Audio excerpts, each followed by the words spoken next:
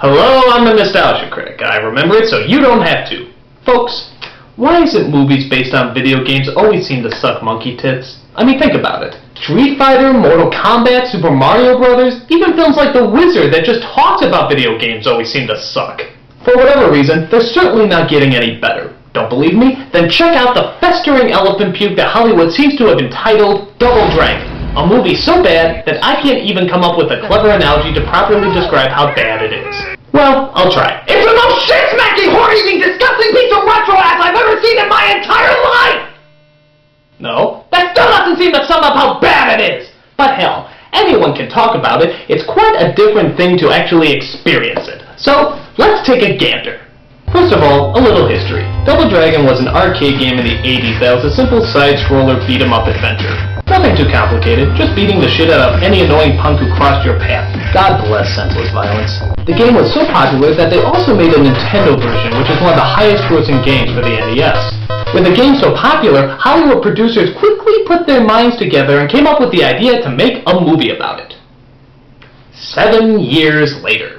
I mean, come on, by this time you could get Double Dragon in toy dispensers. It's not like this was at the height of its popularity. But oh well, maybe the idea for the movie was just so good that it could cross the boundaries of the zeitgeist and give us one hell of a timeless classic. But I really doubt it. So the film starts off with this bullshit.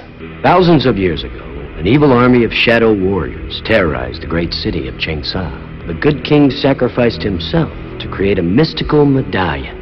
The king split it in half. This is the legend of the Double Dragon. No, this is the plot to Surf Ninjas. I love how they identify the location just by saying somewhere in China, like no one actually wanted to do research about where this shitty-ass movie took place. Where's this all happening? Somewhere in China. So we see a bunch of ninjas beating the crap out of a bunch of Chinese monks as one of them hides in a cave where they worship the yogurt statue from Spaceballs. Silence! It turns out the monk was going for the Double Dragon medallion, but it's taken away from him by the sadistic, sinister, slimy, hottest ninja I've ever seen in my life. She takes the medallion back to Robert Patrick, who plays the Vanilla Ice 1000. It turns out he is the evil ruler of New Angeles, which takes place in the futuristic world of 2007. Oh yeah, I remember that year, when global warming flooded the entire Earth, nuclear missiles destroyed all the major cities, and then within 1 year's time, we cleaned it all up. Funny couple of months. I wrote a lot in my calendar those days, I can tell ya. So it turns out that New Angeles is a crime-ridden hellhole where earthquakes occur every couple of seconds, criminals rule the streets, and the police never come out after dark. How's that any different from the old Angeles? In the city, we meet the Lee brothers, Jimmy and Bill. They meet every Wednesday at the Karate Kid Reenactment Guild where they practice their infamous karate moves, like the fire-blazing dropkick, the fearsome raging roundhouse, and the fatal demon head nookie of doom. It's a terrifying world where criminals wave their fingers at you, little people do whatever the hell this is, and news programs are hosted by George Hamilton and Vanna White. Wait, what? I always get them mixed up, whether to go forward or backward. That's great, Vanna. Did you just randomly flip through a phone book and land your finger on some celebrity's name? I mean, what the hell? George Hamilton and Vanna White? Why? There's no point. They have no connection whatsoever. I mean, what's next? Andy Dick as the weatherman? Oh, boy, you two are crazy. What is this? The film version of 6 Degrees of Kevin Bacon? Donna's in the news. She held a press conference in Old York today where she said her marriage to Tom Arnold is finished. Ah, yes. Don't you just love those timeless jokes that will never become dated? Madonna and Tom Arnold. God, it's like their sensitive writing skills can see into the future. So after that bit of non-sequitur theater, we watch as Jimmy and Billy pick up their random Asian friend, Satori. They get pulled over by an evil gang known as the Mohawks. By the way, to all those morons who are trying to bring this look back, just remember, this could be you! Bill does a quick file check on the gang's leader. Moby Dick over there is Bo a Bobo. Oh, I'm sorry, but, what was up with that mugshot?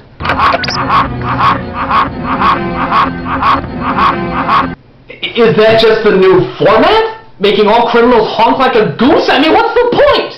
Imagine if I had a mugshot like that. We're on the hunt for a big shot in the Gambino crime family, who even John Gotti's here, when our 1,000 capture special returns to So the Blowhawks chase our heroes down all throughout the streets of New Angeles. Look at this car. Not one thing about it is original. It's got the fire engine from the Batmobile, the computer from Knight Rider, the design of a Ghostbusters car, and it even runs on Mr. Fusion from Back to the Future. Why don't you just throw in the HAL 9000 while you're at it? Can you just do it any faster? I'm sorry, Dave, but you're completely out. Oh, I get it. Ugly.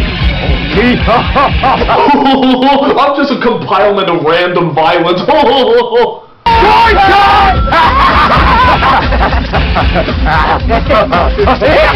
Jesus, these guys will laugh at anything. Hey, next week I'm getting a root canal. Hey, I just found out I have cancer. I think my favorite scene is when the heroes use a map to black out the Mohawks' vision. So what do? They use a teletracker camera to send a virtual reality simulation into their car so they can use an alternative way of steering. That's a really clever idea, guys. Really top-notch. But did you ever consider the possibility of maybe just simply removing the map with your fucking hand? I mean, what? There's no windshield technology in the future anymore? I mean, it'd be easier just to build a robotic arm to come out and remove the map for you. But what do you expect when you're using this high-tech 2007 technology? So our heroes get stuck at a dead end where it looks like the Mohawks have the advantage. But another gang called the Power Corps protects them as their gang leader, who I think is skipping grade school to be in this movie, tells the Mohawks to piss off. No one interrupts our street rendition of Godspell.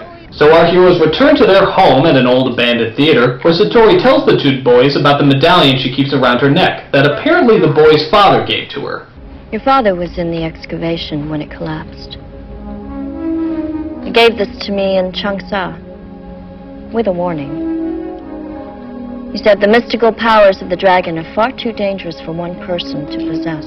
Wasn't the original plot Double Dragon? Someone punches a chick in the stomach and two guys have to go rescue her? What, was that story just too complex for the writers to figure out?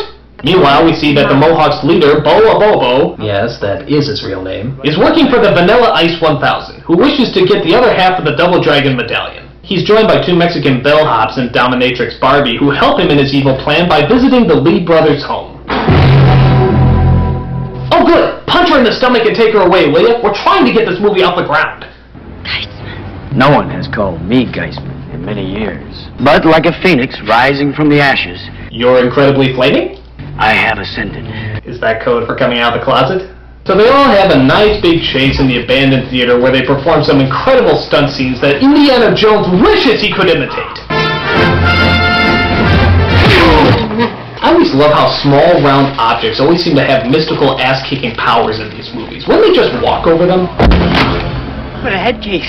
What a head case. Oh, come on! There's about a million other bad puns you could throw in this fight scene. It's curtains for you. May I sweep you off your feet? Balls in your court. It's time to get pinned.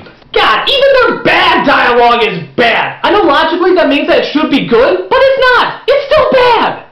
In the middle of this fight scene, the Ice 1000 explains his evil plan, forgetting that when you turn your back, it gives the enemy ample time to hurt you. Wait a minute, did he just jump in the same painting twice? Okay, I guess part of the Double Dragon special power is art restoration. Things heat up when the gang leader Bobo gets an upgrade as transformed into Fat Bastard's retarded pimple-covered cousin. Get in my belly! This giant, powerful, unstoppable monster is defeated by a punching bag. Okay. But the Ice 1000 has used his mystical powers to trap Satori and burn down the theater. You gotta get Satori free!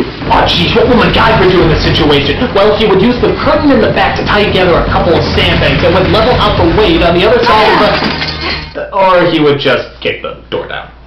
So seriously, they've shown off their fight moves, they've shown Vanilla Ice can turn into a shadow puppet, but when is the story gonna begin? When are they gonna kidnap the woman and take her away like in the game? I'm sick of your stalling, movie. It's time that you do something with that woman. Do something with that woman!